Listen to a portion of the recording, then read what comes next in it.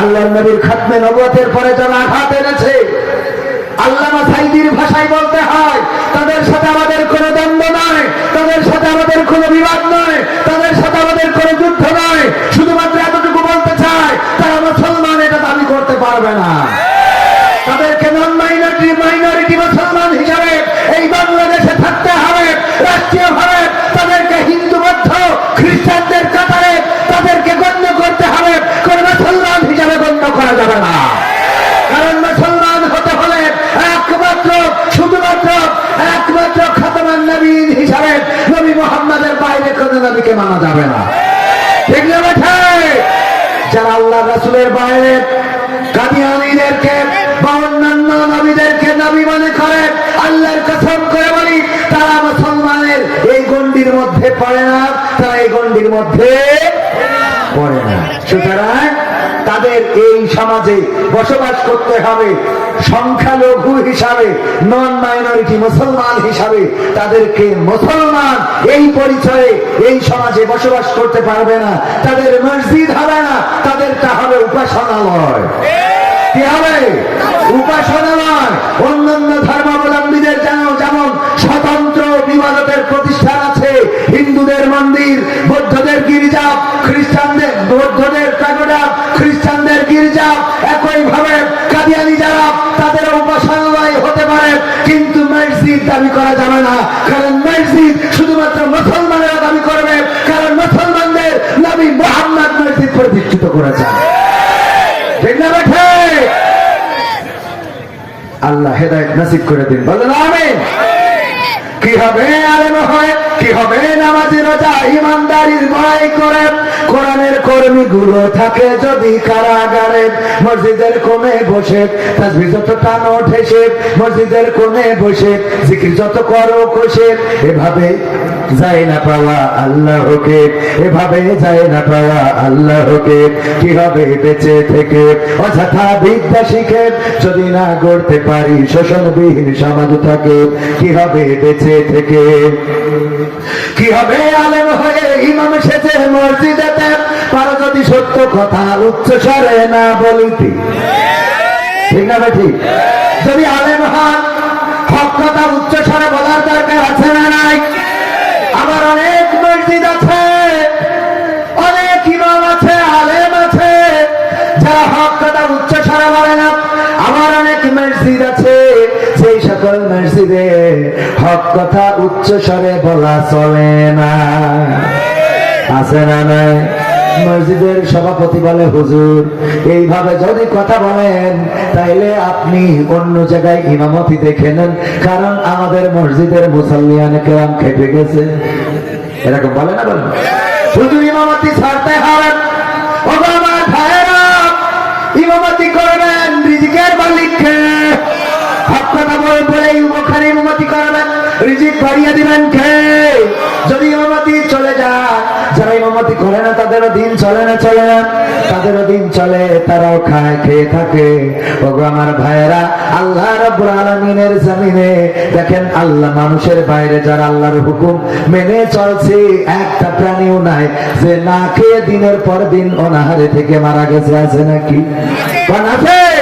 আল্লাহ রাব্বুল আলামিন সব প্রাণীকেই খাবার, পাখির জন্য খাদ্য তৈরি করে রেখেছেন, প্রাণীর জন্য, বাঘের জন্য, হাঁসের জন্য, মাছের জন্য, সব প্রাণীর জন্য আল্লাহ কত সুন্দর করে আহার তৈরি করে রেখেছেন। কোনো আহার তাদের জড় করা লাগে না। সকাল বেলায় বাঁশবাগানে কিচির মিচির করে পাখিরা ডাকি, আল্লাহর গুণগান করে চলে যায়, আর সারাটা দিন তারা খেয়ে নিজেদের পেটটা ভরে নিয়ে আবার সন্ধ্যা বেলায় বাঁশবাগানে এসে কিচির মিচির করে আল্লাহর গুণগান গায়ে। বলেন ঠিক কিনা? ঠিক না? ঠিক। এই পাখির খাদ্য অভাব হয়ে গেছে, এই জন্য অনাহারে 200-400 পাখি মরে পড়ে আছে। দিনাজপুরের অমুক জায়গায় আছে নাকি? ঘটেছে কোন জায়গায়? সুন্দরবনে হরিণেরা খাবার না পেয়ে মারা গেছে। হয়েছে না? হয় না। বাঘেরা না খাইতে পেরে জনগণের কাছে, সরকারের কাছে, ডক্টর ইউনূসের কাছে বিচার জানাইছে যে আমরা আর সুন্দরবনে থাকবো না, আমরা এখন থেকে বাংলাদেশের বান্দরবনে যাব। বলেছে কথা কেন? বলেছে না? বলে নাই। কারণ কি? খাওয়ান কে? রিজিকের মালিক কে? সুতরাং আমরা যে অবস্থায় থাকি, ওই প্রথম কথায় আলোচনা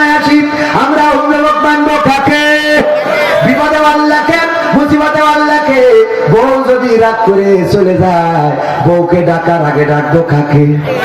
কাকে ডাকবো? আল্লাহ তুমি আমার বউয়ের হেদায়েত নসিব করে দাও। আল্লাহ তুমি তাকে রহিমা আলাইহিস সালামের মতো করে দাও, যে রহিমা আইয়ুব আলাইহিস সালামকে চুল দিয়ে পা মুছাই তারপরে ঘুমাইতো। আল্লাহ তুমি এমন রমণী হিসাবে আমাদের স্ত্রীদের করে দাও, বলেন আমিন। এই দোয়া আল্লাহর কাছে করা যাবে না? যাবে না? যাবে। তবে এই দোয়া করার পরে যদি আল্লাহ কবুল করে দুই একজনের আবার বিপদ হয়ে যেতে পারে, হইতে পারে না? পারে না। আমার আব্বা বলতে একবার ওয়াজ করেছেন, ও বাবা মা বোনেরা, যদি পরে স্বামীর চুল দিয়ে পা মুছাইয়া দিবা, কারণ চুল দিয়ে যদি পা মুছাইয়া দাও তাইলে আল্লাহ রাব্বুল আলামিন তোমার স্বামীর মাথায় যত চুল আছে সমপরিমাণ সওয়াব তোমার আমলনামায় লিখে দেবে। আর রহিম আলাইহিস সালাম তার স্বামীর চুল দিয়ে পা মুছাইয়া দিয়ে তারপরে ঘুমাতেন। এই কথা দিনাজপুরের আপনার এই রিয়াজুল উলুম নুরানি মাদ্রাসা এলাকার কি যেন গ্রামের নাম, দক্ষিণ পাল্টাপুর গ্রামের একজন মহিলা এই অশ্বিনে যে স্বামীর চুল দিয়ে পা মুছাইয়া তারপর শুয়েছে। শোয়ার পরে গন্ধ করতেছে, গন্ধ গন্ধ তো গন্ধ, দুর্গন্ধ। কে দুর্গন্ধ? পায়খানার। পায়খানার গন্ধ কোথা থেকে আসে? খোঁজা শুরু করলো, চারিদিকে আলো মালো মেরে খুঁজে পায় না। স্বামী চুল টেনে নিয়ে বলছে, গন্ধ তো তোমার না, তোমার এই চুল থেকে বেরোচ্ছে দেখছি পায়খানার গন্ধ। কারণ কি? কয় কারণ কি বলতে পারবো না, শুধু এতটুকু জানি হুজুর এসেছিল যশোর থেকে, বললো স্বামীর চুল পা মুছাই ঘুমাবা। আমি চিন্তা করলাম অস্ত্রা আমল করে তারপরে ঘুমায়, এই জন্য তুমি শুয়ে আসো, এসে আগে তোমার চুল দিয়ে পা মুছাইছি, তারপরে আমি আস্তে করে শুয়েছি, এর বাইরে তো কিছুই জানি না। বললো ঘটনা তো ঘটে গেছে ওই জায়গায়, ওই আল্লাহর ওলি তো আপনার এই কি যেন কি ফুল, এটা কি পাল্টাপুর, এই পাল্টাপুরের চায়ের দোকানের পিছনে বসে তাস মাছ ছিল, ফ্লাশ টাকা দিয়ে কার্ড, এটা আপনারা কি বলেন? তাস খেলা। হ্যাঁ, তাস খেলা, তাস খেলছিল টাকা দিয়ে। তাহলে কি হয়ে গেল? কি হয়ে গেল? জুয়া। হ্যাঁ, রস, খেজুরের রস আছে না নাই? এই রস যখন আপনি খাইলেন হালাল, কিন্তু এই রসটাকে আবার নাকি পচাই মশাই কয়েকদিন রেখে তারপরে তাড়ি বানায়। তাড়ি আপনাদের দিকে আসতো না? এইটারে নষ্ট করলে কি হয়? তাড়ি হয় বা মদ হয়। তার মানে রসটা যখন আপনি প্রসেসিং এ নিয়ে গেলেন তখন কি হয়ে গেল? সেটা হারাম হয়ে গেল। ওগো আমার ভাইয়েরা, ওই যে টাকা দিয়ে কাঠ খেলতেছে, কাঠ খেলা হালাল হোক হারাম হোক, সেদিক যা যায় যাক, টাকা দিয়ে যদি খেলে তাইলে ডাইরেক্ট হারাম। কথা কয় না? ডাইরেক্ট জুয়ায় চলে গেল। এই জুয়া খেলার অপরাধে হঠাৎ করে ওই রাস্তায় আর্মির গাড়ি এসেছে যে খেলা জুয়া খেলে ধরবো। আর্মির গাড়ি যখন চায়ের দোকানে এসে দাঁড়াইছে, অমনি দোকানের পিছন থেকে মকসেদ নিয়ে দিয়েছে, তো জুতা পায়ে দেওয়ার টাইম পায় নাই, বাঁশ বাগানের নিচে কিটা একরাশ ছেড়ে রেখেছে, ওই চটকায় দিয়ে শুয়ে দিয়েছে। কথা কি বুঝলেন? এখন ওই রাত্রি চুলে পা মুছাইয়ে শোয়ার পরে দেখে ও জাত গেল, জাত গেল, বলো কোন আজব কারখানা, ও জাত গেল, জাত গেল, বলো। ঠিক না বেঠে? স্ত্রী বলছে স্বামী, এর বাইরে তো কিছু জানি না কি ঘটেছে। আমি তো খেলছিলাম তাস, হঠাৎ আর্মির গাড়ি এসেছে, আমি দৌড় দিয়েছি, জুতো পায়ে দেওয়ার টাইম পাই নাই, বাঁশ বাগানে কিনা মেরে দিয়েছে আমি জানি না, ওইটা চটকানো পড়েছে, খেয়াল নাই, শুয়ে আছি চুপ করে। আর তুমি চুলতে পা মুছে শুয়ে যাও। যখন অস্ত্রের বার্তা ফিরে যাচ্ছে, মা বোনেরা ডাক দিয়ে বলছে, হুজুর শোনেন, আপনি তো বললেন স্বামীদের চুলতে পা মুছাই দেবেন, কথা তো ঠিক আছে, কিন্তু বলবেন ওরা যেন টিউবওয়েলের পাটা ধুয়ে তারপরে শোয়।